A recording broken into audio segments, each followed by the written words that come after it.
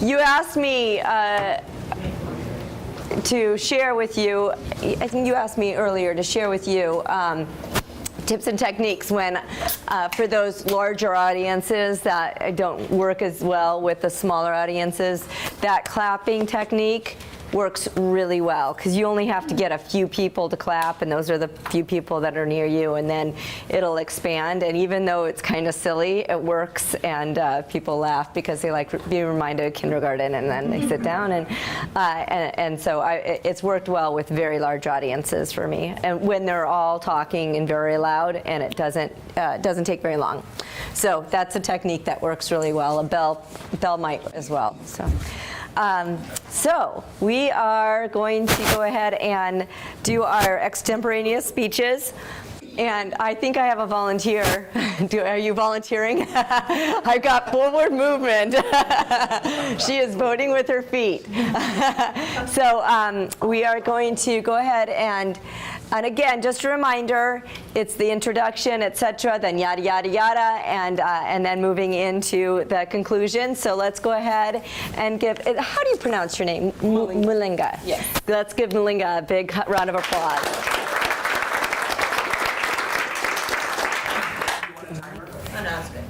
You can just stand up there. Oh, I'll stand up there. Okay, I'm standing with you because I'm your walking mic. Okay. And do we need a timer? Just kind of keep 2 minutes. 2 minutes. Okay. I just want to know, did everyone get a cupcake? Anyone need one? I'll take one. Oh, nice.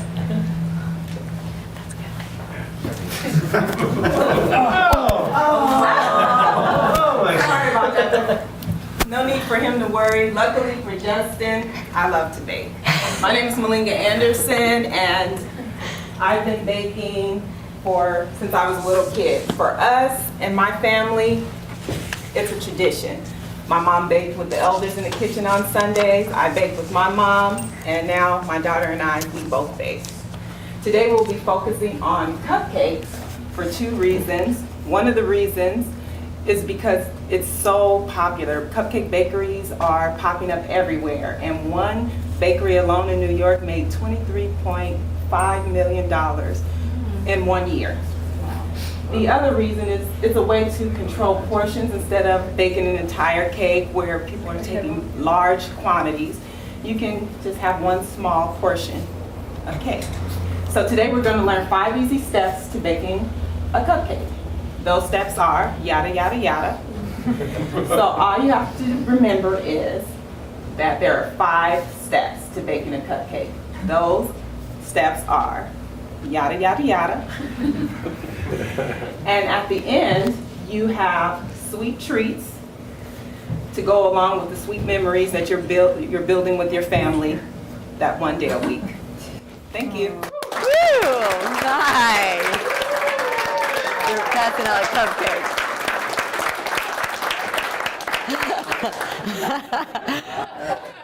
Love it. So let's go ahead and provide some feedback. How did we do on the design? Intro? Okay. So what was the intro? How did she bring us in? Shock. Yeah. Okay, through the shock value. Yeah, a drop in a cupcake on Justin. Huh? I thought it was great. Yeah. That is awesome. That was high risk. It caught your attention. Did not? Did it not? Yeah. And just by asking the question too, anyone like a cupcake? Now, Justin, this was a plant, right? Mm-hmm. So they even practiced. Let's go ahead and take some shock and awe a risk with our. What else did she do to capture your attention? Told us it was a moneymaker. Yeah, absolutely. You got to the whiff really well, right there. It's a moneymaker. It's easy to do. What else did she tell you that kind of caught your attention? That it was a tradition with her family. A tradition with her family? It was very personal and rather poignant, actually. Okay, so what did it do for you in relation to Mulinga? I related to it because I've also cooked with my mom, learned my grandmother's recipes, and now I'm giving that to my children, so it gave me a very good personal connection. All right, good. Perfect, exactly. Those are some real powerful things she did. Did you have an additional? I just said personalizing it. Yeah, absolutely. Did it lend to her credibility? Yeah. that history, the amount of time, and done so in a way that made it was personal, so it wasn't bragging rights that I've done all of this. Yeah, great. And then did she go ahead and provide that preview in summary? Yeah, and cleverly done, where we with the 5 easy steps. And then what about the zinger? Did she have a zinger? She had the free cupcakes. I love the cupcakes. All right, so she offered the free cupcakes at the very end. What else did she do? I think she wrapped it up nicely with bringing it back with personalizing it again, but in just the words were, I don't know, Yeah. they went well together. Yeah, it was sweet treats with sweet memories with your family. So she tied it up with that sweet treats with sweet memories. And even if we can't remember the exact, because Lord knows I can't find words in my brain when I want them. And so all I remember is, wow, they said it really well. But what they meant was, this was fun to do with your family. So even if your zinger isn't something that they're necessarily going to completely walk away with, that sweet treats and sweet memories with your family, they're going to have that concept. So really well done. Any constructive feedback, thoughts in preparation for tomorrow that you would offer on design, for example?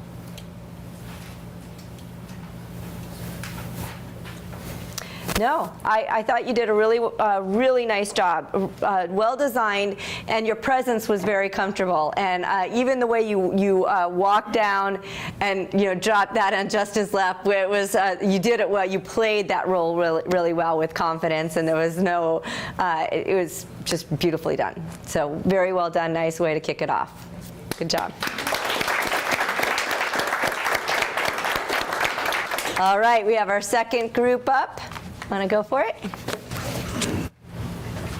No, I'm good here. I've got to stay close for that. Okay, so we've all probably heard the adage that 2 heads are better than 1, and that's typically true. So now imagine for a moment that you're racing along at high speeds. The wind is blowing through your hair. It's racing past your ears so you can't hear anything but the pounding. Your heart is just pounding in your chest. The adrenaline is coursing through your veins. And what I'm describing is my first moments on horseback at high speeds, getting to race through on a horse. So I grew up on a horse ranch, but I grew up on young stuff and mostly training and on slower things, and have only recently come into the faster aspects of that. But I have been able to ride horses since before I could walk. So the point of this presentation is to try to bring more people into the joys that has to offer and get more people interested in horseback riding and getting out there. The adrenaline rush alone is worth it. You get to have more time outdoors, connecting with nature, and it has a strong therapeutic value, just being around an animal like that, such a noble beast. Yada, yada, yada. So I think you can see how the thrills and the getting back in touch with nature and the de-stressing of horseback riding can all be beneficial. I would like to point out that at the end of the story that I told you at the beginning is actually that I became so overwhelmed in the moment that I forgot to turn or steer or do anything else. I ran into a tree, I ripped a hole in my arm. But I don't want that to deter you. It didn't deter me. The benefits are fabulous. Thank you.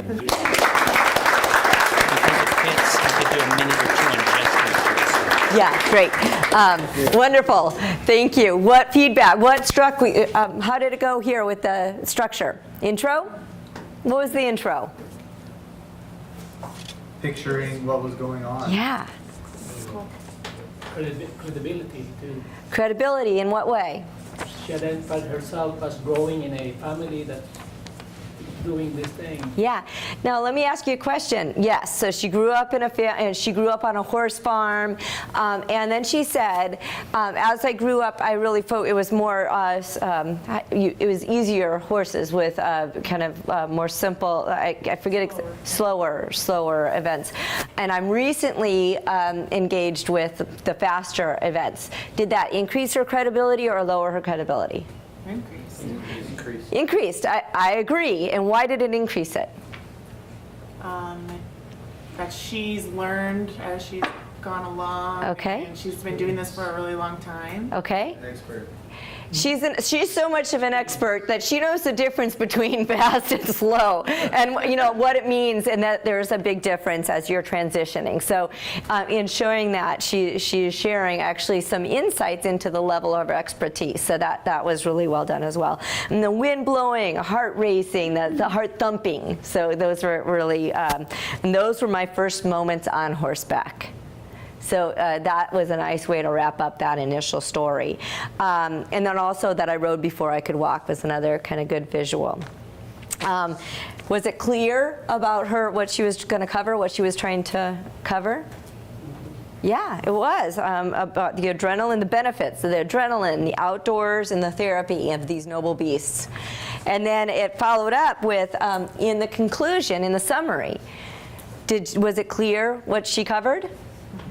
And again, she said it in different words. Really well done there. It was very smooth. It was the thrills, the nurture, and the de-stressing of it. And then what about the zinger? What's your thoughts? Yeah. It made me feel like even though she had a negative experience the first time by ripping a hole in her arm, she still enjoyed it so much that she continued to do it. Yeah, yeah. I mean, she really did have the holding us in suspense. We didn't even know it because she brought it back, and then it was like, wow, and then ended with, "Don't let that deter you." It didn't deter me. That was really well done. Tom has a couple of things about gestures. Well, even before that, in addition to the design, we're also thinking about delivery. So for the first two speakers that we've heard, not the speakers, we get to listen now, were they extemporaneous? In other words, did it feel conversational rather than speechifying? Yeah. I mean, it really did. I think we had two great examples right off the bat that they didn't have notes that they were reading to. It was very, very genuine. And the comment I made to Kirsten is I think we just, since we're in this one, have some good examples of this nonverbal, the body language part. Did you notice the speaker's hands? Did you have any awareness of your hands? Maybe would be a question. Not a lot. No, we don't usually, because think about how it works. All day long we're going around, we got hands and they're hanging there on the end of our arms and we're totally oblivious to it. And then they ask us to stand up and do training. We ask them to stand up and do training. And there you are, and oh my God, they're hanging on the end of my hands. Arms. It feels really, really awkward. We don't know what to do with our hands. And you didn't have a podium, either one of you. If you're guys, what guys tend to do is what? If we got pockets, we can put them inside the pockets. This feels comfortable now. And if you got some keys or change to deal with, this is pretty good.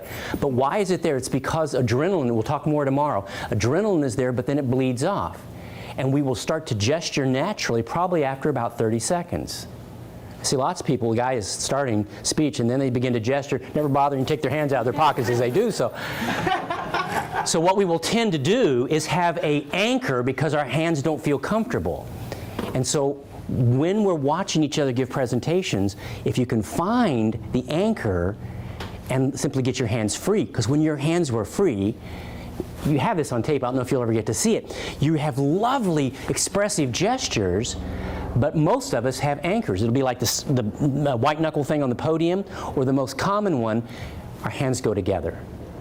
Or in your case, playing with the necklace or the cards. And so if we can become conscious that my hands are being held with something, if we let them loose, it'll just happen. In the 18th, 19th century, they used to have actually, rare book sections, diagrams about how to hold your hands to gesture. Nobody teaches that now. If your hands are simply not holding on to something, you'll do that 55% wonderfully. So, and you do it way better than most of us do. So I just wanted to say, we need to steal from you as a speaker. Good stuff. So well done. All right, we have our final group presenting. Let's go ahead and have you come up, Kathleen. Or Paula. Paula. Sorry, Paula. Getting you here from here.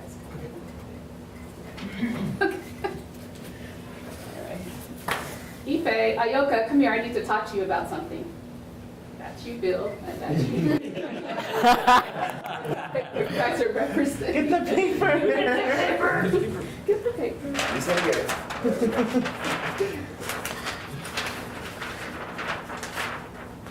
I just want to talk to you about the situation that happened at school today.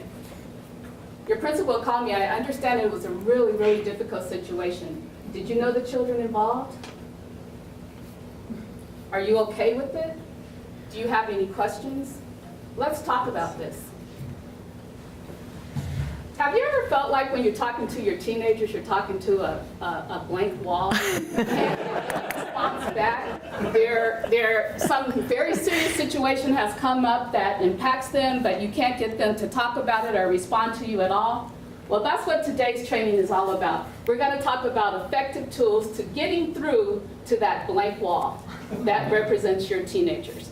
And oftentimes the kinds of things that they want to talk about or that has come up are things that you may not be comfortable talking about with a teenager.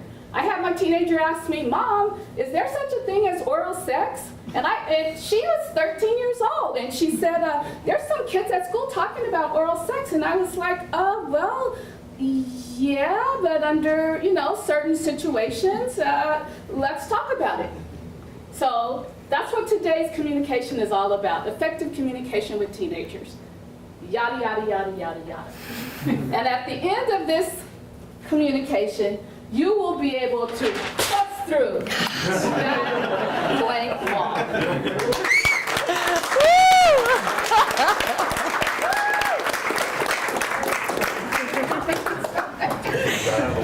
All right. What are your thoughts? What are your thoughts? What struck you? What's that? Oh my God. This is awesome. You like the zinger. You like that zinger. It caught your attention, busting through that wall. That was strong. I'm still like I'm physically reacting to that. That's beautiful. What about the introduction? Awesome. Okay, so let's talk about it. Let's break it down. What's awesome? Made me feel uncomfortable at first. And then she brought it together, and I was like, this is great. Yeah, definitely. At first you're like, what the heck is she doing? Talking to the paper, and then it caught your attention. You had to see, okay, she's got to come to some kind of conclusion here. Yeah, absolutely. Great. The same thing. And you took a huge risk. Is that easy to do? Was that easy to do, to turn away from an audience and talk to a brick wall? No, but that wasn't just my idea. The group, we came up with that as a group. But we were saying Right. sometimes you have to sacrifice your own comfort for the presentation. Yes, great. And I was uncomfortable doing it, actually. Yeah, it is uncomfortable. It felt uncomfortable. Yeah, it is. But your audience found it very powerful. So great, beautiful. What else struck you in the presentation that you found was effective? I really felt like she was going to communicate an answer for the problem. Like she was confident and she had the answers and she's identified the problem and she's going to come through on the solutions. You built credibility right off the bat. Yeah, you seemed very confident. Yes, Justin. Certain words or phrases will definitely get people's attention. Yeah, and she caught our attention. When my 13-year-old asked me this question, I'm going to put, wow, yeah, absolutely. Yes? Oh, I was making fun of him. Oh, okay, all right. All right, so a lot of attention getters that keeps on grabbing our attention. And then even the transition, when she moved from the brick wall to us, what did she do? Asked a question. She asked a question. Have you ever felt like you're talking to a brick wall when you're talking to your teenagers? And something I really want to highlight, Paula, you did it very well. The pitch, the tone of voice, that she used was definitely, when she said, my daughter asked me the question, she put on kind of her daughter's voice and kind of raised her pitch. And when she turned and she was from talking with kind of a tense voice to, have you ever? Yeah, it was completely authentic. And that is what engages us, as much as the fact that she was doing this and now this. It was her clear comfort and transition from this play acting to, have you been here? That's what I think a lot of us connected to, was the pitch tonal quality. Tom? To just add a footnote to that, how do we steal, borrow this success? What happens, we just need a marker, is that, think about what Kirsten just said. It's the 37% that we're talking about here, right? This is the paralanguage. I don't know where it is.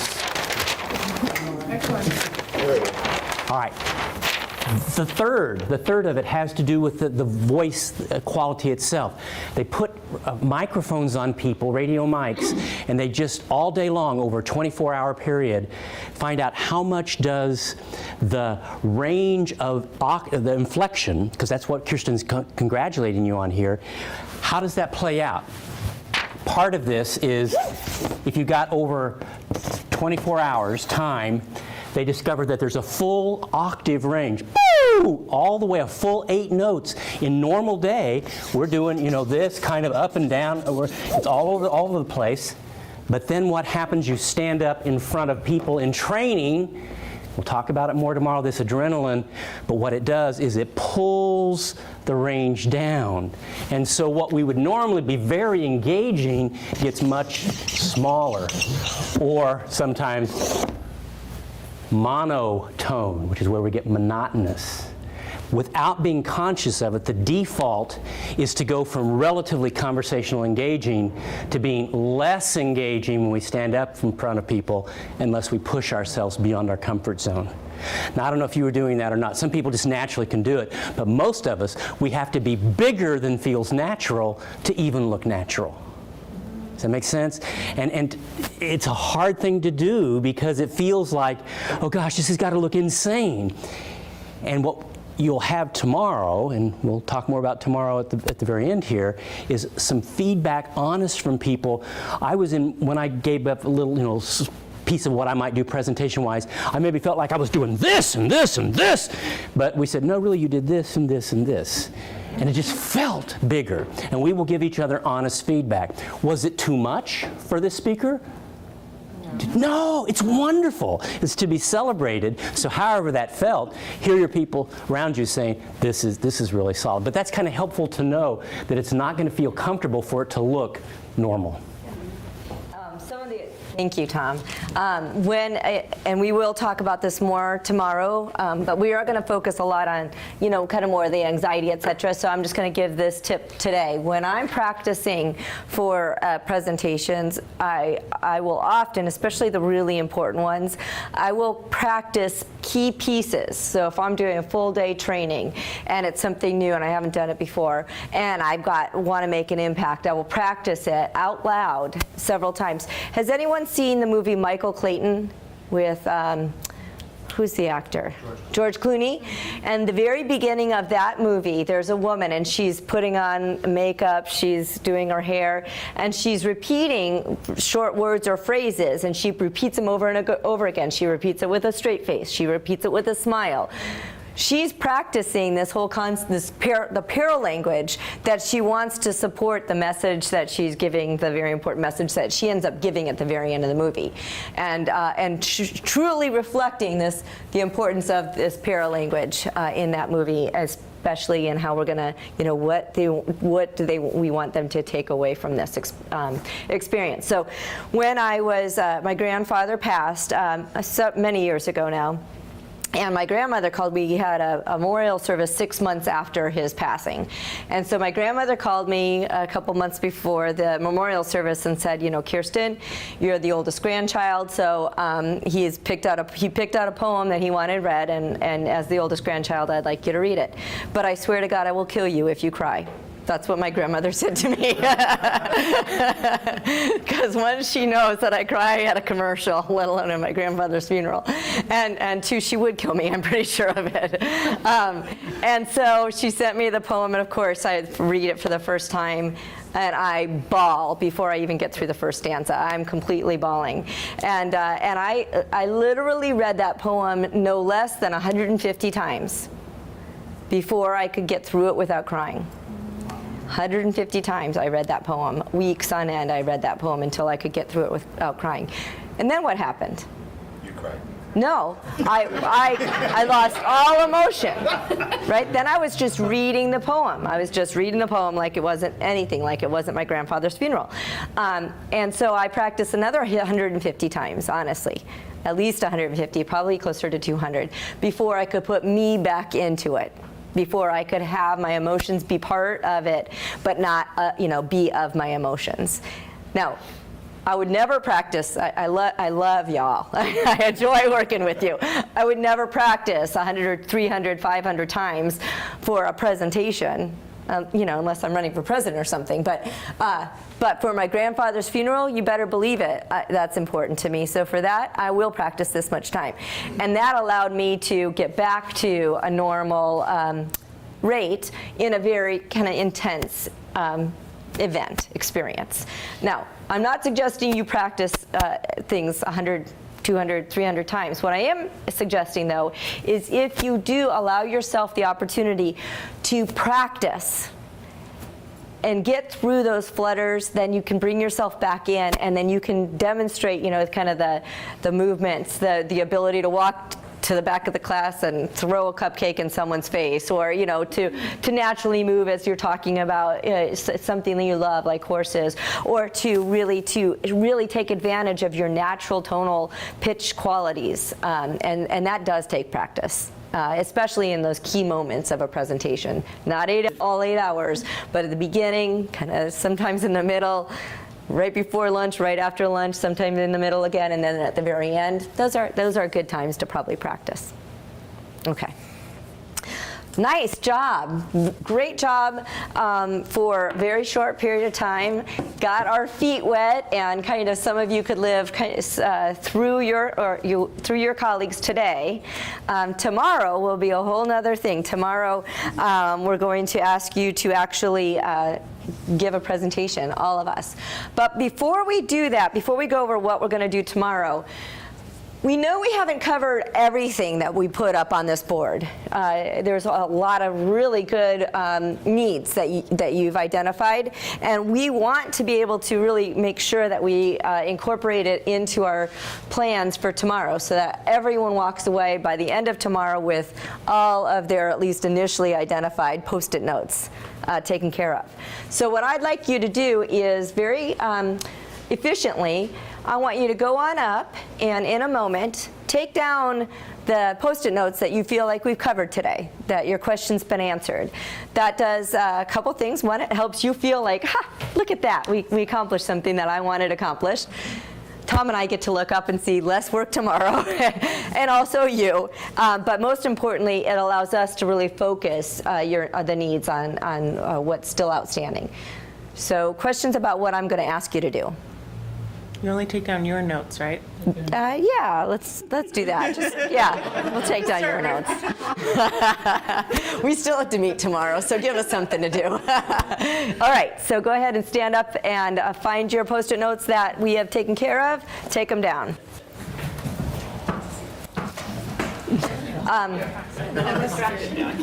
Cecilia. Yes. Cecilia, you just asked a question that I wanted to address, and I think it's a good question. All the questions that you ask are good.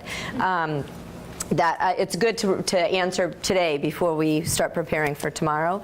And the question was, is it better to stand behind a podium or to kind of walk around the room, essentially? It depends. And it does depend, Dan. You're quick learn. It depends on the kind of the expectations and the formality of the event.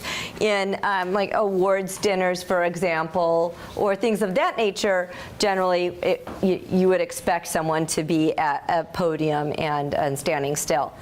in these events, especially if you're going to be doing more than an hour presentation, absolutely movement is key. And in fact, we were just joking with the videography with Ruth that we immediately started walking around the room. When we first started, I mean, that's just because, what does that do when I walk around the room? And I haven't been actually walking to the back as much as I typically do, in part because of the video playing, but what does it do when we walk around the room? Okay, so when you have to follow us, so at least your head's moving throughout the course of the day, it keeps them engaged. What happens when I walk closer to you? Yeah, you do, because one, I could be asking you a question. She's coming, or maybe she's going to, I have to put down that phone, or whatever. You haven't been doing that today. So one, just, it's greater connection. And so, so we're more engaged when people are just proximally closer to us. Yes? You say it's almost just as important for the speaker, too, just to keep your focus and energy and everything going? Yeah, And standing still in one spot up there? What does happen, yes, yes, I agree. From my perspective it is, and I think for many perspectives it is. What it does do that is hard to do when you're standing in one place is when I'm standing in one place, I have a view of the room. And in that view, there are people I just don't see very well unless I'm moving around. So, you know, whoever is closest to me gets their hand answered first because I'm just not catching the hands at the other end. And so if I'm moving, I'm more able to address the folks across the room. So that definitely helps. So moving is important. But one thing we do find is when we're moving around, where we position ourselves is important.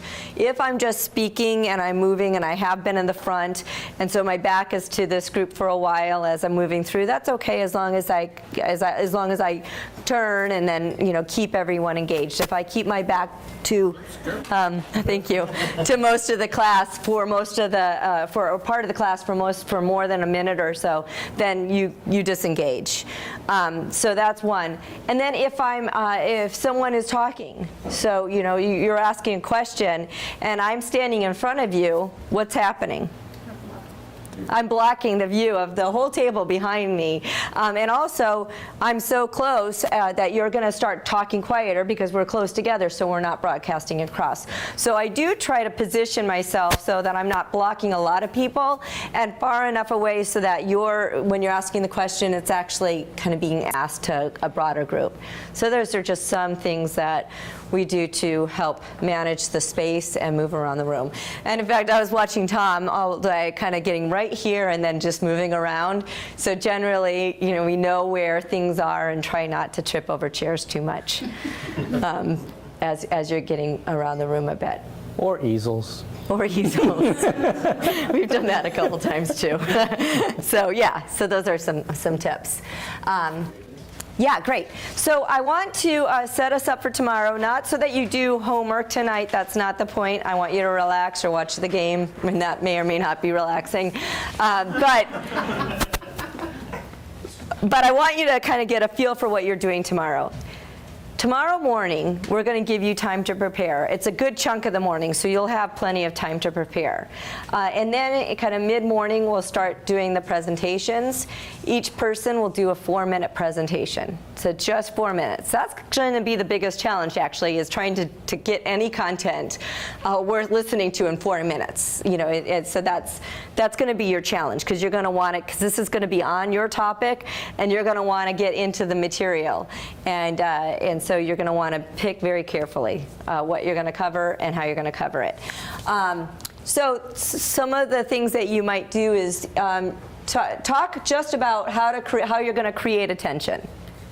So thinking about your topic, thinking about an introduction, you might, in that 4 minutes, do that introduction. You know, demonstrate, actually do the presentation to create attention. So this will be your guinea pigs. This classroom will be your guinea pigs, and you can actually, you know, have someone run in with fake scuba gear, whatever it is, so that you can give it a shot. You might introduce yourself. So you might use this time to talk about how you're going to introduce yourself and demonstrate how you're going to introduce yourself. You might discuss your strategy for your visual, auditory, and kinesthetic learners. In this case, it's going to be more of a presentation about what you're going to do. Does that make sense? Oh, okay. So we're not actually doing these things. We're more discussing how we would do these things. Either or. Okay. Either or. In this case, how you're going to create attention, it might even be better just to do the first 4 minutes of your presentation, showing how you're actually demonstrating you creating that attention with the topic. So that might be a great opportunity for you. Here with the strategy, it's probably going to be more you talking about it, although you could just do a piece of it where you're actually demonstrating one of these styles.